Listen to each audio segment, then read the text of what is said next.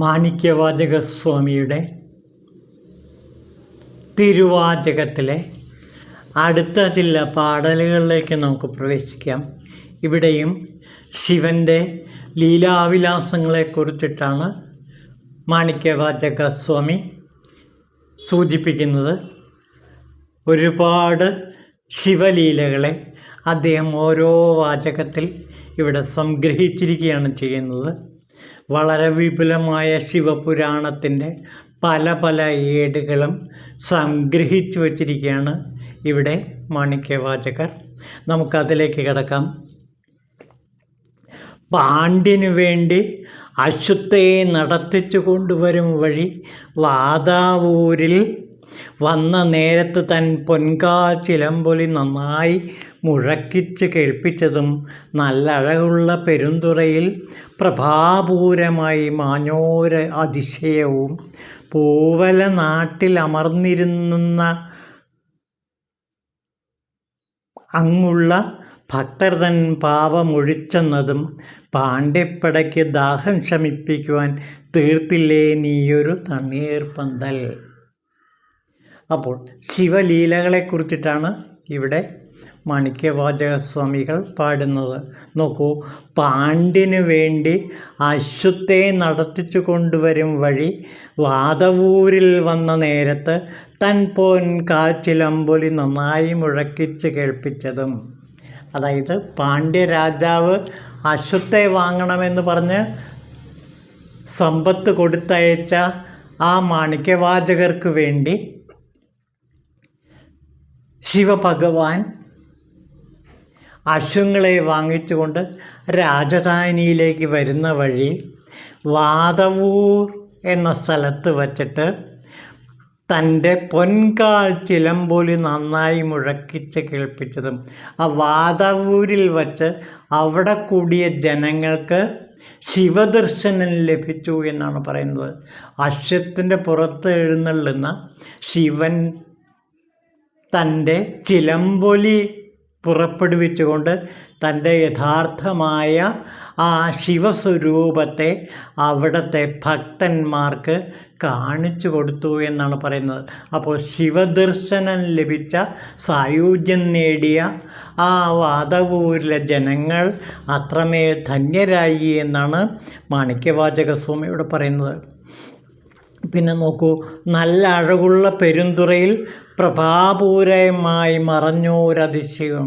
പിന്നെ പെരുന്തുറയിൽ വച്ചിട്ട് മാണിക്യവാചക സ്വാമിക്ക് ജ്ഞാനദീക്ഷ കൊടുത്തതിന് ശേഷം അവിടെ വച്ച് വളരെ പെട്ടെന്ന് ആ പെരുന്തുറയിൽ പ്രഭാപൂരമായി മാഞ്ഞോരതിശയം. ആ പെരുന്തുറയിൽ വച്ച് പ്രഭാപൂരമായി ഒരു വലിയ ദിവ്യ ജ്യോതിസായി പെട്ടെന്ന് ശിവഗുരു അവിടെ നിന്ന് മറഞ്ഞു പോയി എന്നാണ് പറയുന്നത്, അപ്രത്യക്ഷനായി എന്നാണ് പറയുന്നത്. അങ്ങനെ ദിവ്യ ജ്യോതിസായി അപ്രത്യക്ഷനായ ശിവഭഗവാൻ പെരുന്തുറയിലെ ജനങ്ങളെ മഹാ അത്ഭുതത്തിലേക്ക് നയിച്ചു. പിന്നെ പൂവല നാട്ടിൽ അമർന്നിരുന്നങ്ങുള്ള ഭക്തർ തൻ പാപമൊഴിച്ചെന്നതും. പിന്നെ പൂവല നാട്ടിൽ വച്ചിട്ട് അവിടുത്തെ ഭക്തജനങ്ങളുടെ പാപങ്ങളെയെല്ലാം ശിവഭഗവാൻ പരിഹരിച്ചു എന്നാണ് പറയുന്നത്. പിന്നെ പാണ്ഡ്യപ്പടയ്ക്ക് ദാഹം ശമിപ്പിക്കുവാൻ തീർത്തില്ലേ നീയൊരു തണ്ണീർ പന്തൽ. പാണ്ഡ്യപ്പടയ്ക്ക് വേണ്ടി, പാണ്ഡ്യരാജാവിൻ്റെ സൈന്യത്തിന് ദാഹം തീർക്കാൻ വേണ്ടിയിട്ട് അവിടെ ഒരു തണ്ണീർ പന്തൽ പണിയുകയും ആ തണ്ണീർ പന്തലിൽ ജലം സൈനികർക്ക് എടുത്തു കൊടുക്കുന്ന ജോലി ഭഗവാൻ നിർവഹിക്കുകയും ചെയ്തതായിട്ട് പറയുന്നു. അപ്പോൾ പാണ്ഡ്യ സൈന്യത്തിൻ്റെ ദാഹം ശമിപ്പിക്കാൻ വേണ്ടിയിട്ട് അവിടെ ഒരു തണ്ണീർ പന്തൽ ഭഗവാൻ നിർമ്മിച്ചു.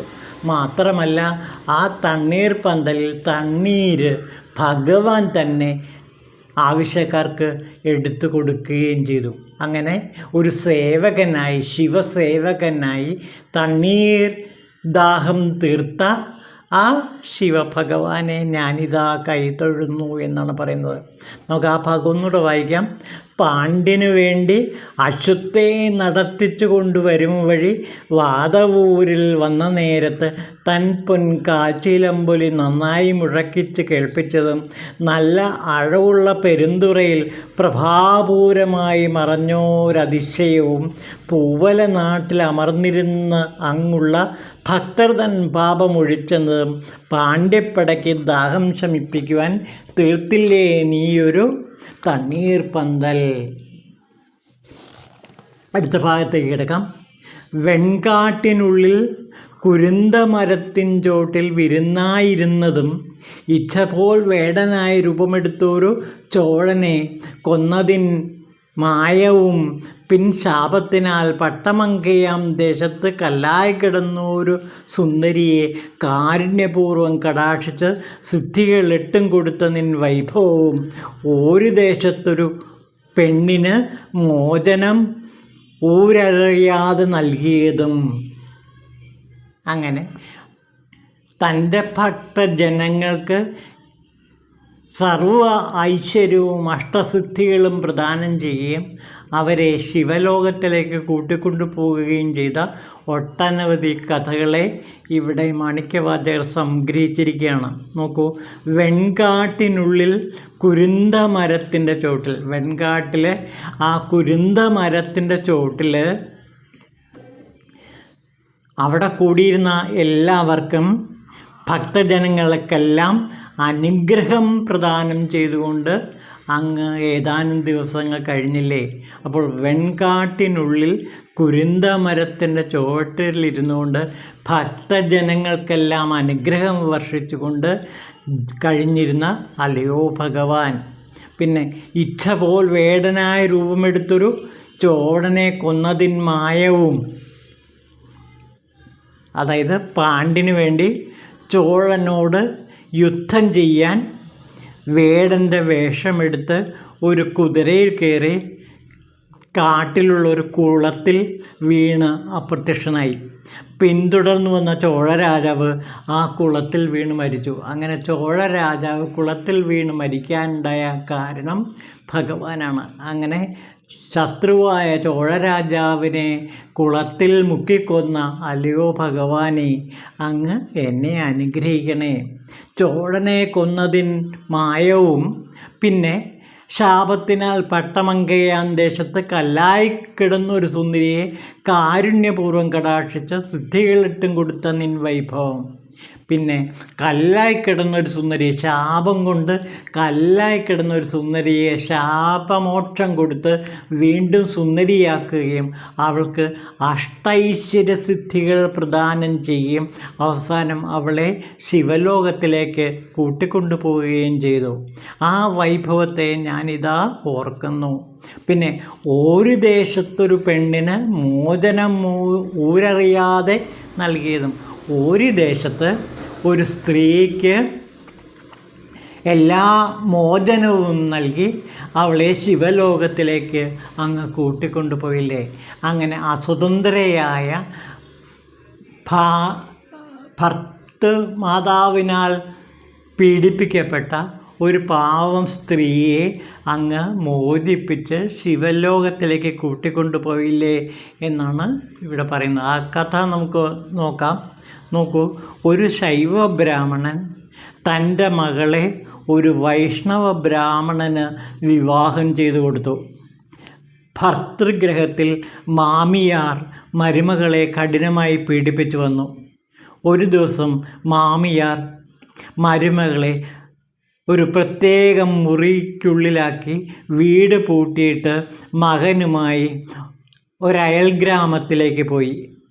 ഒരു വൃദ്ധഭക്തൻ്റെ വീട്ടുനടയിൽ ഒരു വൃദ്ധൻ ആ വീട്ടുനടയിൽ വന്ന് ഭിക്ഷ ചോദിച്ചു. മാമി വീട് പൊട്ടിപ്പോയിരിക്കുകയാണെന്നും മരുമകൾ പറഞ്ഞു. വീട് വാതിലിനടുത്ത് ചെന്നാൽ അത് തുറക്കുമെന്ന് ഭിക്ഷു മറുപടി പറഞ്ഞു. അങ്ങനെ മരുമകൾ വാതിലിനടുത്ത് ചെന്നപ്പോൾ വാതിൽ തുറന്നു. അവൾ ഉടനെ ഭക്ഷണം പാകം ചെയ്ത് ഭിക്ഷുവിന് ഭക്ഷണം കൊടുക്കുകയും ചെയ്തു. ഊണ് കഴിഞ്ഞ ഉടനെ ആ വൃദ്ധൻ ഒരു ശിശുവിൻ്റെ രൂപം പൂണ്ടു നിന്നു. സ്ത്രീ ഇത് കണ്ട് അമ്പരന്ന് പോയി. തത്സമയം മാമിയാർ അവിടെ വന്നു ചേർന്നു. മാമിയാർ കോപിച്ച് കുഞ്ഞിനെയും മരുമകളെയും വെളിയിലേക്ക് തള്ളിവിട്ടു. ഉടനെ കുഞ്ഞൊരു യുവാവായി മാറി. ആ സ്ത്രീയെ ഉമയുടെ രൂപത്തിലാക്കി മാറ്റി. എന്നിട്ട് അവളെയും കൊണ്ട് ശിവഭഗവാൻ ശിവലോകത്തിലേക്ക് പോയി. അപ്പോൾ വൃദ്ധൻ ശിവനായിരുന്നു. ആ ശിവൻ കുഞ്ഞിൻ്റെ രൂപം ധരിച്ചു. എന്നിട്ട് ആ കുഞ്ഞിൻ്റെ രൂപം ധരിച്ച സമയത്ത് മാമിയാർ വന്ന് ആ കുഞ്ഞിനെയും തൻ്റെ മരുമകളെയും പുറത്തേക്ക് തള്ളിവിട്ടപ്പോൾ ആ കുഞ്ഞ് യുവാവായി മാറുകയും അത് ശിവനായി മാറുകയും ചെയ്തു. മാത്രമല്ല, ഈ സ്ത്രീ ഉമയായി മാറി. അങ്ങനെ ശിവനും ഉമയും കൂടി നേരെ കൈലാസത്തിലേക്ക് പോയതായ ഒരു കഥ ശിവപുരാണത്തിൽ വർണ്ണിക്കുന്നുണ്ട്.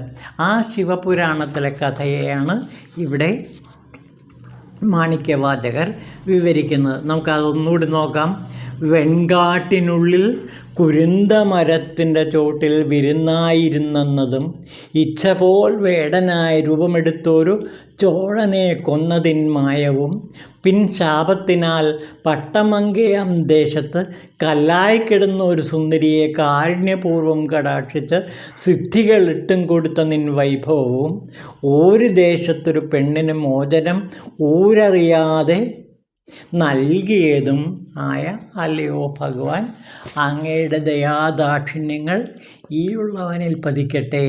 അങ്ങയുടെ കാരുണ്യം ഈ ഭക്തനിലും ഉണ്ടാകട്ടെ എന്നാണ് ഇവിടെ മാണിക്യവാചകർ പ്രാർത്ഥിക്കുന്നത്.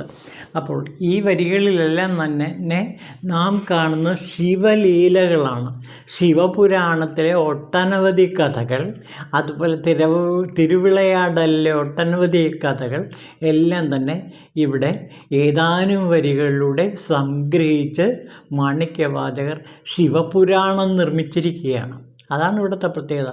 ശിവപുരാണത്തെ ഏതാനും വരികളിലൂടെ ഒതുക്കിയിരിക്കുകയാണ് ഈ മഹാകാവ്യത്തിൽ മാണിക്യവാചകർ ചെയ്തിരിക്കുന്നത്. ഒരു വരിയിലൂടെ അല്ലെങ്കിൽ 2 വരിയിലൂടെ ശിവപുരാണ കഥകളെ മുഴുവനും അദ്ദേഹം ഈ ഭാഗത്ത് ഒതുക്കിയിരിക്കുന്നു. അപ്പോൾ ശരിക്കും ശിവപുരാണവും തിരുവിളയാടലും അങ്ങനെ ശിവ കഥകളും മുഴുവനും അദ്ദേഹം ഈ 2-ാം അധ്യായത്തിൽ മാണിക്യവാചകർ നമുക്കായി കാഴ്ചവെക്കുന്നു. അപ്പോൾ ഈ ശിവപുരാണ കഥകൾ വായിക്കുന്നതിന് പുണ്യമാണെന്നാണ് മാണിക്യവാചകർ നമ്മളോട് പറയുന്നത്. അപ്പോൾ ഓരോ കഥയിലൂടെയും ശിവൻ്റെ മഹത്വം വെളിപ്പെടുത്തുകയാണ് മാണിക്യവാചകർ ചെയ്യുന്നത്. ആ മഹത്വത്തിൻ്റെ മുമ്പിൽ നമുക്ക് കുമ്പിടാം. ഓം ശിവായ നമഃ.